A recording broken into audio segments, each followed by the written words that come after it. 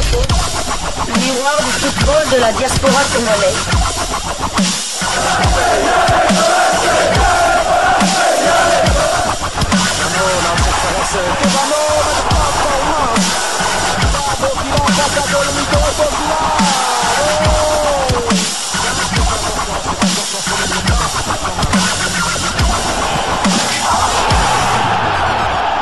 Diasco Foot, le miroir du football de la diaspora congolaise.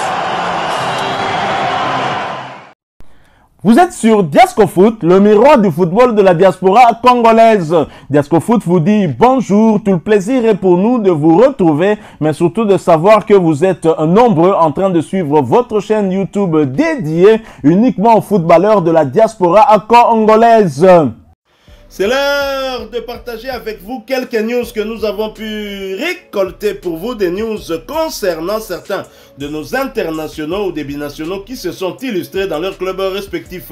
Et cela dans le cadre de cette deuxième livraison sportive de ce dimanche 30 mars 2025. Une livraison que nous débutons par la Belgique. Les Champions Playoffs démarraient avec une revanche de la dernière finale de la Coupe de Belgique. L'Union accueillait en effet l'Antwerp au parc d'Uden. Avec 6 points de retard sur le leader Genk, l'Union n'avait pas le droit à l'erreur pour rester au contact du sommet du classement. Et ça n'a pas loupé. Profitant d'un carton rouge distribué aux Anversois en fin de première mi-temps, ils ont fait preuve d'une grande maîtrise et ont creusé l'Antwerp pour s'imposer 5 buts à 1. Noah Sadi qui était titulaire et ce pour la 18e fois consécutive. Il n'a pas terminé la rencontre puisqu'il était sorti à la 78e minute. Son temps de jeu cette saison est de 4066 minutes sur les 4476 de son équipe. Il a disputé 45 des 46 matchs. Il a marqué 2 buts et délivré 2 passes décisives, toutes compétitions confondues. L'Union Saint-Gilloise prend la 2e place au classement général en attendant le match de Club de Bruges de cet après-midi. L'Union Saint-Gilloise compte 58 points, 16 victoires, 10 nuls et 5 défaites, 54 buts marqués et 26 encaissés. Prochaine journée, l'Union Saint-Gilloise se déplacera à la Gantoise le samedi 5 avril dans le cadre de la 2e journée des Champions Playoffs. Du côté de l'Antwerp, Michel-Ange Balikwisha était titulaire avant de sortir à la 77e minute. Son temps de jeu cette saison est de 336 minutes sur les 3487 possibles. Il a disputé 7 des 36 matchs de l'Antwerp.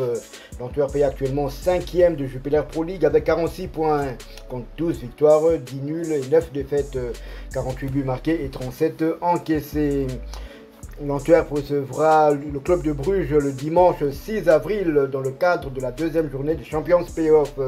Notant que Michel-Ange Balikwisha est toujours éligible pour évoluer avec les Léopards de la République démocratique du Congo. Nous quittons la Belgique pour l'Italie où l'on jouait la 30e journée de Série B, championnat italien de 2e division. Après la trêve internationale, Charles Piquet enchaîne et évite un revers à Cremonese. Après son but marqué le mardi 25 mars avec les Léopards face au Mourabitoun mauritanien, Charles Piquet a récidivé hier, samedi 29 mars en club, sauvant ainsi son équipe d'une défaite.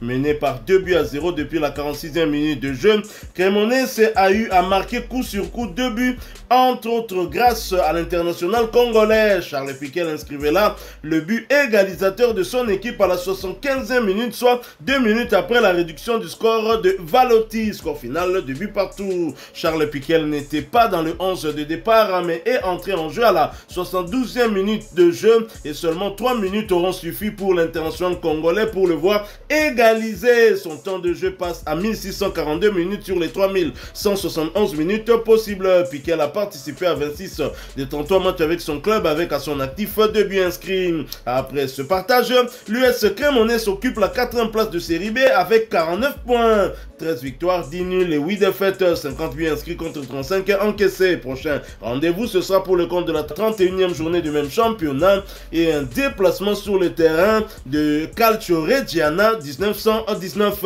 Ce match est prévu pour le vendredi 4 avril 2025 sous le coup de 20h30 de Kinshasa, 21h30 heure de Goma. Nous quittons le pays de Mario Balotelli pour celui de Novak Djokovic où l'on jouait la 29e journée de la Yellen Superliga. Le FK Vojvodina de Jonathan Bolingui a réussi à marquer 3 buts contre l'Étoile Rouge de Belgrade. Mais malheureusement, son équipe en a pris 5. Bolingui avait débuté la rencontre sur le banc de touche avant de faire son entrée au jeu à la 85e minute. Son temps de jeu cette saison est de 57 minutes sur les 3361 de son équipe. Il a disputé 3 matchs sur 35. Le FK Vojvodina est 6e de la Yelen Super Liga avec 39 points. Compte 10 victoires, 9 nuls et 10 défaites, 45 buts marqués et 39 encaissés. Prochaine journée, prochain match, le prochain match de Vojvodina aura lieu le mercredi 2 avril. Déplacement à Radniki Nice de Brian Bayeye dans le cadre des quarts de finale de la Coupe de Serbie. Du côté de l'Étoile Rouge de Belgrade, Silas Katompa avait aussi débuté la rencontre sur le banc avant de faire son entrée au jeu à la 87e minute. Son temps de jeu est de 3352 minutes sur les 3013 possibles. Il a disputé 24 matchs sur 32 de son équipe. Il a marqué 7 buts et délivré 2 passes décisives, toutes compétitions confondues. L'Étoile Rouge de Belgrade est premier de la Yelen Super League avec 83 points, 27 victoires, 2 nuls et 0 défaites, 103 buts marqués et 21 encaissés. Prochain match, le mercredi 2 avril, l'Étoile Rouge de Belgrade accueillera Novi Pazar dans le cadre de la Coupe de Serbie. Toujours en Serbie, match nul entre le Partizan de Belgrade et Baka Topola. Score final 0 but partout. Ado Kalulu était titulaire et a disputé l'intégralité de la rencontre pour la deuxième fois consécutive. Son temps de jeu cette saison est de 2396 minutes sur les 3548 possibles. Il a disputé 33 des 36 matchs de son équipe. Il a marqué 4 buts et délivré 5 passes décisives, toutes compétitions confondues. Prochain match, le mercredi 2 avril, le Partizan de Belgrade recevra une fois de plus Baka Topola dans le cadre des quarts de finale de la Coupe de Serbie. Tous les 4 internationaux congolais de Serbie joueront les quarts de finale. Il s'agit de Brian Bayeye, Jonathan Bolingui, Ado Kalulu et Silas Katompa. On est déjà certain d'en voir au moins un en demi-finale puisque l'équipe de Jonathan Bolingui jouera contre celle de Brian Bayeye. Nous quittons la Serbie pour la France où l'on jouait la 26e journée de Ligue 1 McDonald's. Lourde défaite des Stéphanois face aux leaders parisiens avec un Dylan Batumbisika pas exempt de tout reproche. Les Verts recevaient le Paris Saint-Germain au stade Geoffroy Guichard et malgré leur ouverture du score, les Parisiens se sont imposés assez facilement sur le score d'un but contre 6. Titulaire, le défenseur international congolais Dylan Batumbisika a disputé l'intégralité de cette rencontre, ce qui porte son temps de jeu à 2205 minutes sur les 2598 minutes possibles. Batumbisika a participé à 25 de 27 matchs avec son club. Après ce lourd revers, les Stéphanois sont avant-derniers au classement avec 20 points et leur dernière victoire remonte au 4 janvier dernier. Ils ont 5 victoires, 5 nuls et 16 défaites, 26 buts inscrits contre 63 encaissés. Prochain rendez-vous, ce sera pour le compte de la 27e journée et un déplacement sur le terrain du Racing Club de Lens le dimanche 6 avril 2025 sous le coup de 15h de Kinshasa, 16h heure de Goma. Nous sommes à l'est de la République démocratique du Congo. Nous quittons le pays de Kylian Mbappé qui a encore régalé hier avec un doublé, lui qui rejoint CR7, le Madrilène qui a marqué le plus de buts en championnat lors de sa première saison. Nous quittons le pays de Mbappé justement pour celui de Lamine Yamal où l'on jouait la 33e journée de la Liga 2. Victoire du Deportivo La Corogne 0 but à 1 sur le terrain de Ferrol. Omenu Kumfulu était sur le banc en début de match mais a fait son entrée au jeu à la 71e minute de jeu.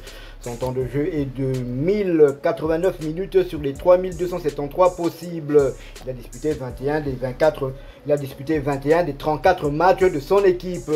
Le Deportivo La Corogne est 10e de la Liga 2 avec 45 points. Il compte 11 victoires, 12 nuls et 10 défaites. 44 buts marqués et 39 encaissés. Prochaine journée, le Deportivo La Corogne accueillera Cadix le dimanche 6 avril dans le cadre de la 34e journée de la Liga 2. nous quittons l'Espagne pour la Grande-Bretagne. En Grande-Bretagne, nous allons d'abord du côté de l'Angleterre où l'on jouait la 39e journée de Championship, championnat anglais de 2e division. Watford qui recevait Plymouth Argyle n'a pas su arracher les 3 points à domicile, a contraint au partage dans un match qui s'est soldé sur le score de 0 but partout. Sur le banc, au coup d'envoi, Edoka Yembe monté sur l'aire de jeu à la 91e minute, portant son temps de jeu à 3045 minutes sur les 4174 minutes possibles.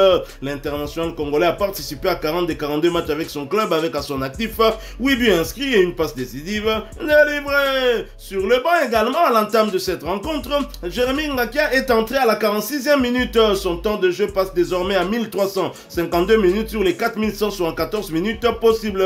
Ngakia a participé à 21 des 42 matchs avec son club, avec à son actif un but inscrit. Après ce partage, Watford est 9e de Championship avec 53 points, 15 victoires, 8 nuls et 16 défaites, 47 buts inscrits contre 51 encaissés. Prochain rendez-vous, ce sera pour le compte de la 40e journée du même championnat, un déplacement sur le terrain de Bristol City le samedi 5 avril 2025 sous le coup de 16h heure de Kinshasa, 17h heure de Bukavu. Nous sommes à l'est de la République démocratique du Congo. Toujours en Championship et toujours pour le compte de la 39e journée, Oxford qui se déplaçait sur le terrain de Middlesbrough a été battu sur le score de 2 buts à 1. Sur le banc, au coup d'envoi, Peter Kioso est entré à la 46e minute de jeu. Son temps de jeu passe à 2604 minutes sur les 4050 minutes possibles. L'international congolais a participé à 32 des 42 matchs avec son club, avec à la clé une passe décisive délivrée. Après cette défaite, Oxford est 19e de Championship avec 42 points, 10 victoires, 12 nuls et 17 défaites,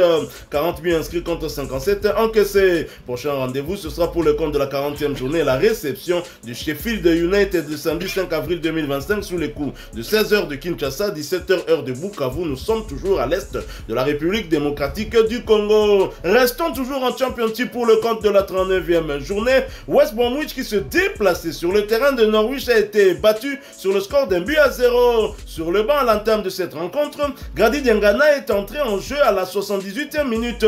Son temps de jeu passe désormais à 1470 minutes sur les 3941 minutes possibles. L'international congolais a participé à 30 des 41 matchs avec son club, avec à son actif 4 buts inscrits et 2 passes décisives délivrées. Et après ce revers, West Brom, son équipe, est 6e de Championship avec 57 points, 39 victoires, 18 nuls et 8 défaites, 48 buts inscrits contre 35 encaissés. Prochain rendez-vous, ce sera pour le compte de la 40e journée du même championnat et la réception de Sunderland le samedi 5 avril 2025 sous le coup de 13h30 de Kinshasa, 14h30 heure de Bukavu. Nous sommes à l'est de la République démocratique du Congo. Quittons l'Angleterre mais pas la Grande-Bretagne. Allons cette fois du côté de l'Écosse.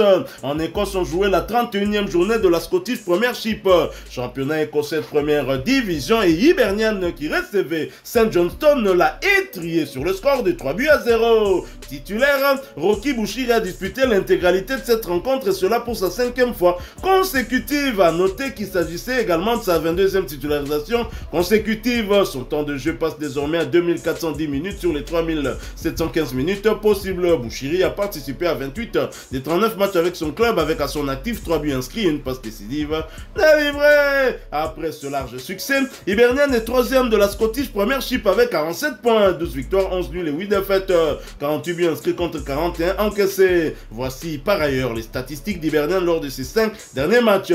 3 victoires, un match nul et une défaite. Prochain rendez-vous, ce sera pour le compte de la 32e journée du même championnat et un déplacement périlleux sur le terrain du Glasgow Rangers le samedi 5 avril 2025 sous le coup de 16h heure de Kinshasa, 17h heure d'Uvira. Nous sommes à l'est de la République démocratique du Congo.